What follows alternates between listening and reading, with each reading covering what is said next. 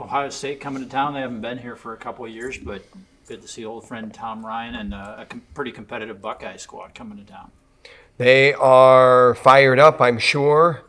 Tom Ryan, as far as colleagues go, definitely one of my favorites, for sure. We got to be ready. How advantageous is it to have a team like Ohio State ahead of the Penn State duel so guys aren't looking ahead at all, just having a worthy opponent, the Buckeyes? I think the way that you're wired as a top flight competitor, I think you keep that in perspective anyway. But it is, maybe tough to stray when you're maybe not tested like maybe Ohio State can test us. But we're in the Big Ten now, so we're going to get everybody's best shot, and we got to be ready to go.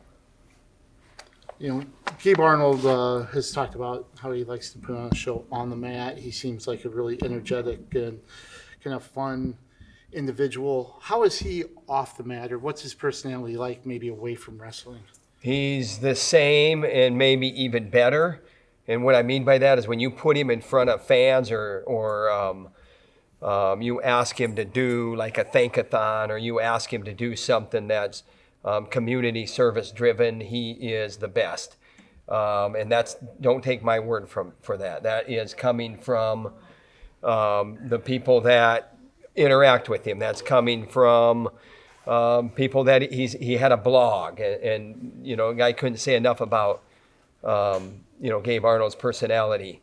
And that goes, I was in Paris and I needed someone to run a group of 90 people through this facility. And I called Gabe Arnold and he did it. And I got 40 compliments on him from that group. And that was a group of Iowa's best fans. And I'm not talking about Iowa wrestling's best fans. I'm talking about Iowa athletics' best fans. And it was football season. So he represents himself well, and that's a good pickup. Does that help you as a coach to have an ambassador like that? It doesn't help me as a coach as far as me. Here's the thing. I'm a coach that's about performance. So this doesn't make it easier for me to maybe, talk to him about performance things. It's the same either way, whether you're, blessed with people skills or not. We still got to perform.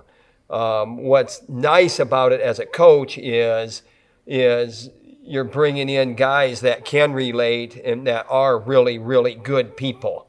And so that impacts your locker room. That impacts your recruiting because parents see that. It's not so much even his peers, his future peers seeing that, which that's part of it.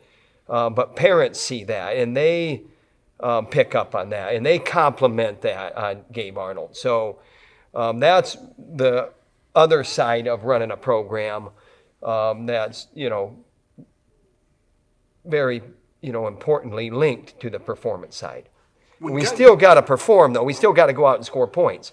So let's not make this about, we got a really good kid, but, oh, shucks, he just didn't get it done. No.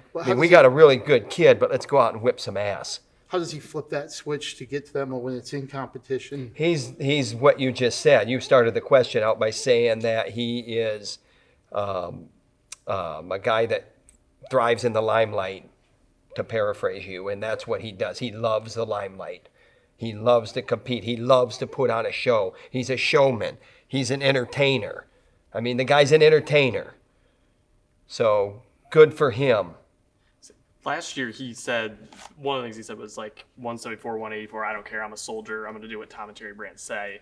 How valuable is that, having a guy also that's flexible to do whatever is needed for the team when he's talented like that? We're going to put the best team on the mat, and that's great, and that's noble for him. But we want our individuals to succeed and be successful, and so we're going to give them their best chance. And along with that, we're going to put the best team on the mat. And, we got a little bit of a log jam there, so we'll see how it shakes out. You do have that too at some other positions. How much do you like that as a coach to have that kind of depth and choices? I think it's important for your team. I think it's critical. It's crucial. Health isn't, you don't take health for granted, and you got to have the next man up when it's time to have that next man up, and you want reliable people. You want reliable wrestlers. So Ja'Cory Teamer potentially in at 157. How important is it to kind of get him rolling and get some matches in here? I mean, we're going to not sacrifice health, but it's important if he can go. If he can't go, the most important thing is to continue to build him so he can go. And we're at that point where we've gotten to that point where he could probably go. How has that work back been for him? Good. You talk about a character. He's a character. It's been really good. There's an announcement about the National Duels Invitational being in November. Have you seen that? And is that anything that kind of interests you as far as involvement goes? I have seen it. There's been a lot of in-depth dialogue, and we are excited about it. We're very excited about it. I think there's other opportunities there as well. And as we get closer to, I guess they said that it's going to be August. I mean, I think you'll know before then, but as you get closer to August when the teams are announced, there's some things that are even above and beyond that. And that's exciting for a program, especially a program like the University of Iowa Wrestling. Especially like Iowa Wrestling. As a former wrestler, how much would you have liked to have had opportunities like that where you could get paid and that sort of thing? I mean, that's not why you do Right. it. I mean, there's just a lot of things that go through my head with that question, and the bottom line is you got to love what you do, Sure. No matter what you're being compensated first. You got to love it first. Mm-hmm. And when you love it, you will be successful. When you're successful, the rest falls into place. And it's always been that way. Always has been that way.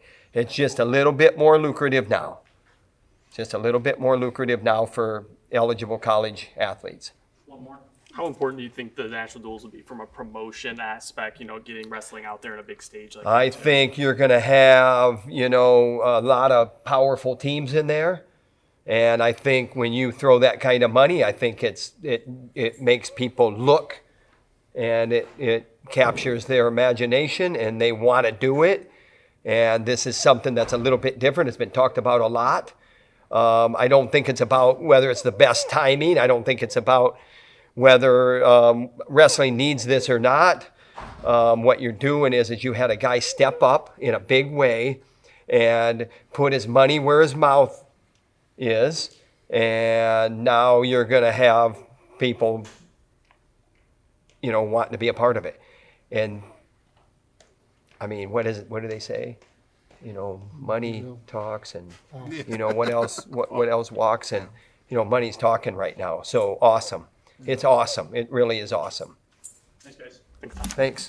Thank you, sir.